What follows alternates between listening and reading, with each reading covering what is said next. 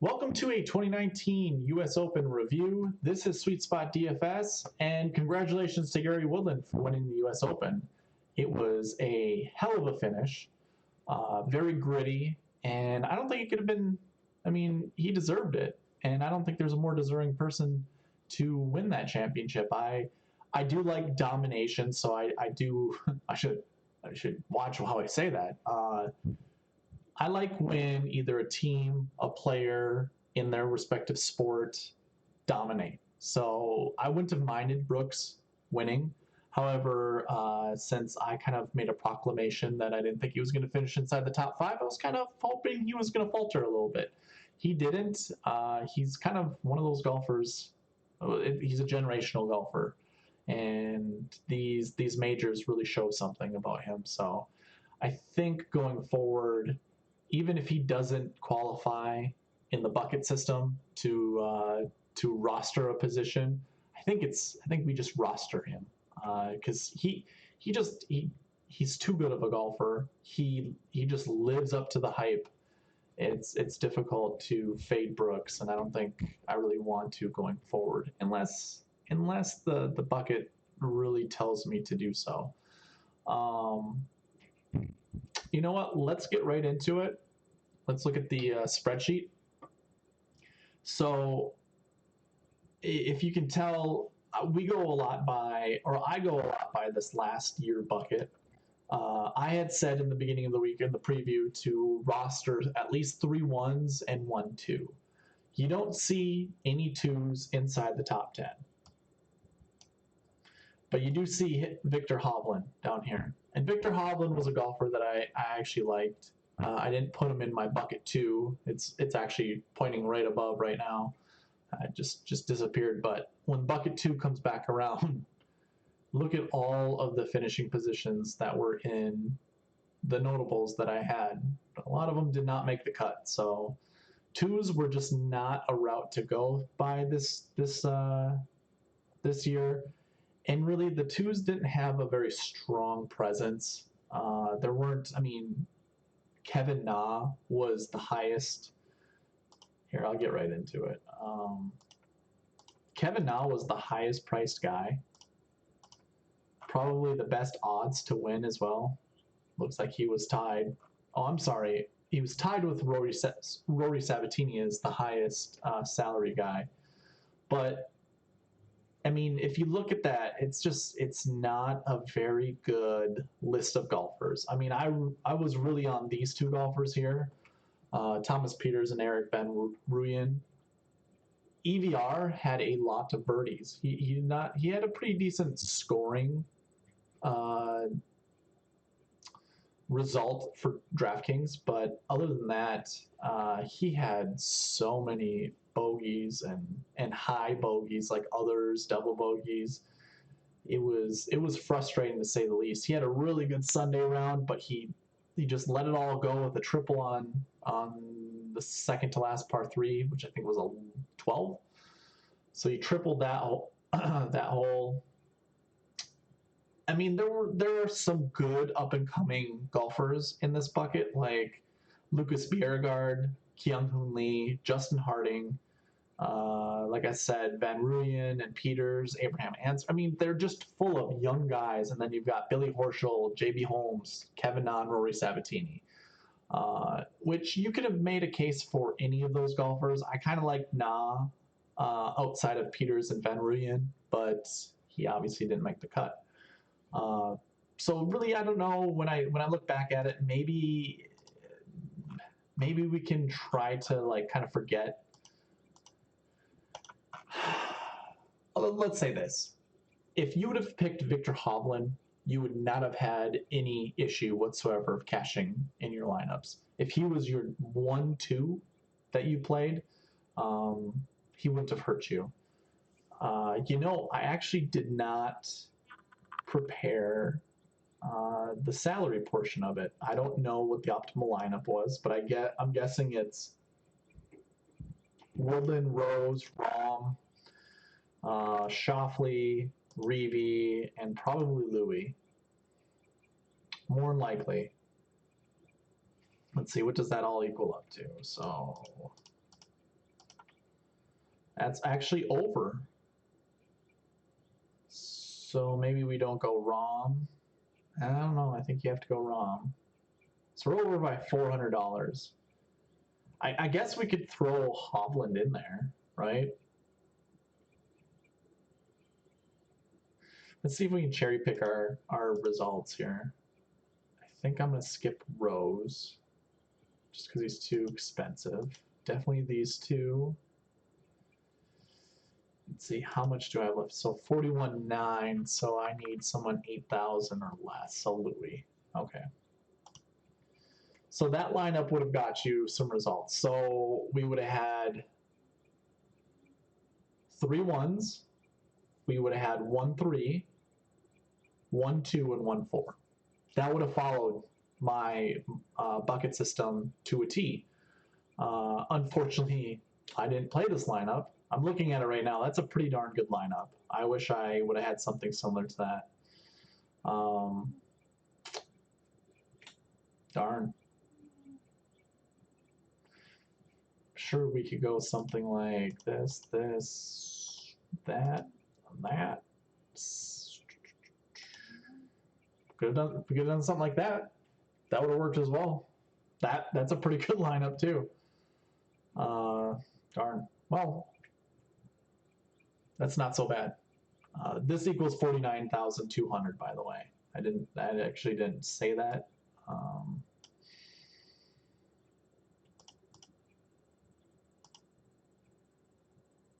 And this one equals 49,800. So if we would have stuck to the bucket system, we would have been on some of these golfers. We didn't have to play Brooks. We could have faded him. He did get second place, so we would have been missing out on a lot of points if we didn't roster him. So you would have wanted to do the opposite lineup that I just showed you, or the opposite lineup of this right here. But you know what? Let me get into the buckets. That way you can see. So here's what I showed you in the preview video. So the bucket 1 for last year was finishing inside the top 20 the year before. Bucket 2 was not playing the year before. Now, if we go to, if we take a look here at adding in 2019, it actually changes. Here, let's look at it one more time. So here's what it looked like. As you can tell, again, the did not play was bucket 2. The missed cut, the over 80, was bucket 3. Now, if we include 2019 in there, now it changes. Bucket 2 becomes missing the cut the year before or withdrawing. Because we had 5 golfers this year that finished inside the top 10 that fell under, well, bucket 3, but under this range of greater than 80, which again is a miscut or a withdraw. So it changes slightly, and it is interesting. They were really close before, but having 5 in there, I think now it's over. It's 4 clear of the did not play range. So that slightly changes. Now, when we go to last week's bucket, so this is showing 2019. Let me get to 2018. There actually is no change. So if I bring back 2019, there's no change. Again, the dominant result was, sorry, I was a little confused there. The dominant result was not playing the week before. And as you can see, you know what? I'm not showing you anything. There we go. So yeah, when we add 2019, look how many more golfers fit under that bucket. So really, if we go back to the spreadsheet here and look at this column right here, look at how many ones there are. So, you know, all but 3. And actually here in the top 11, there we go, all but 3. So that means 8 golfers did not play last week. it is worth noting, and the golfers, some of these golfers here, Rory McIlroy and Henrik Stenson finished inside the top 20 last week. And Brooks Koepka finished 50th last week, which we did not like, if you recall. I was trying to fade Brooks because if we actually go to the buckets here, as you can tell, that last week bucket, you only see 1-5. And that was in 2017, and that person didn't even finish inside the top 5. They were actually 7th. I know you can't see that, but I remember. You're just going to take my word for it. So if we had 2019, now we have one more 5. But look at all those 1s. And we got a couple 2s there. So I had said, this is another thing that follows under the, if you take 2017 out, what I said during the previous show is you want 3 1-1s. Sure enough, there are 3 1-1s inside the top 10. There are actually 3 1-1s or 2 1-1s that are inside the top 5. So, if we go back to the spreadsheet here and sort this out by, very interesting. I don't know why that was there. I see what happened. Let's sort by 1s. And again, sort by 1s. So we didn't have many. And honestly, you would have had kind of like a failure rate. Let's see. We have, let me count this, 13. So 2 out of 13. So like a 14% chance almost, or a 14% chance of failure if you would have went with 1-1s. I think I'm doing my math right there. Nearly a 40% chance or 40% success rate finding someone who finished inside the top 20 and almost inside the top 10. Matthew Fitzpatrick finished one place outside, but I mean, you could have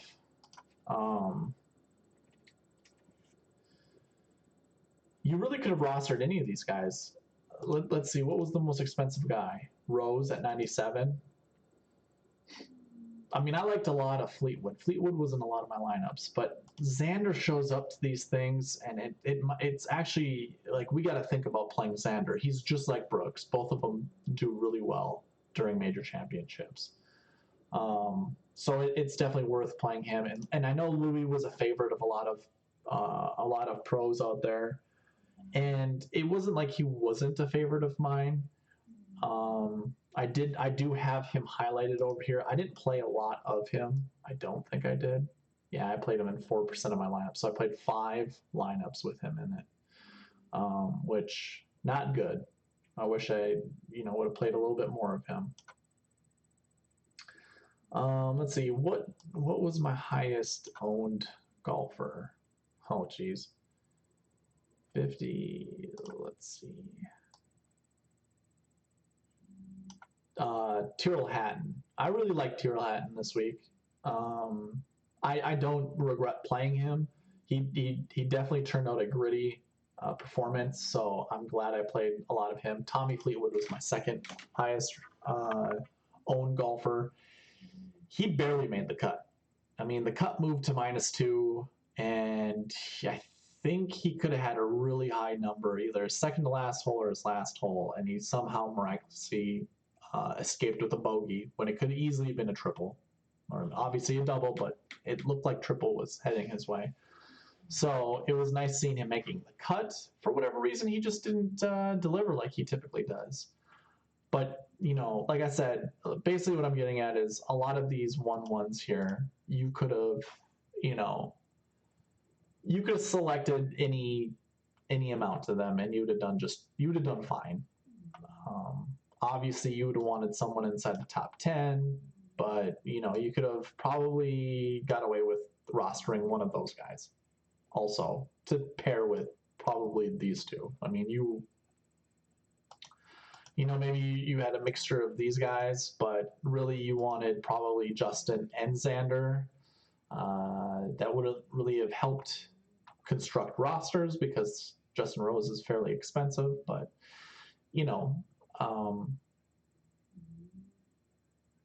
process would have got you on those guys, which, you know, I'm not gonna continue to try to sell you on it. It just, if you can just see it, it works. But yeah, I think that's about it. I don't have anything more to add to this week other than it was a lot of fun to watch. We didn't really have anyone paired with each other. So if that was something you were looking at, look at the odds. I mean, really the only outlier was Ches Reavie, which I guess if you had a top 5 bet in there, that would have been pretty fantastic for you. But everybody essentially was pretty decently, had decent odds to win, where we probably think the U.S. Opens, that's where we would want. I did tell someone, somebody reached out on Twitter, asked for a long shot that had good POA and putting stats as well as ball striking, and really it would have been Chesson Hadley. I said Nick Taylor just because it was a safer pick. Chesson really didn't have, I don't know, I just didn't like his 2019 POA splits, but you know, he finished inside the top 10 11% of the time, and he played 27 events, so that's not bad. You know, I guess you can look at it different ways, but I find that pretty good. I think that's 3 times out of 27 that he's finished inside the top 10, which it's better than a lot of the other golfers. But again, I guess now that we look at the POA splits, you know, there's a big number right there. I always said over 7%. I always find someone over 7%. And I mean, that's what we see inside the top 10.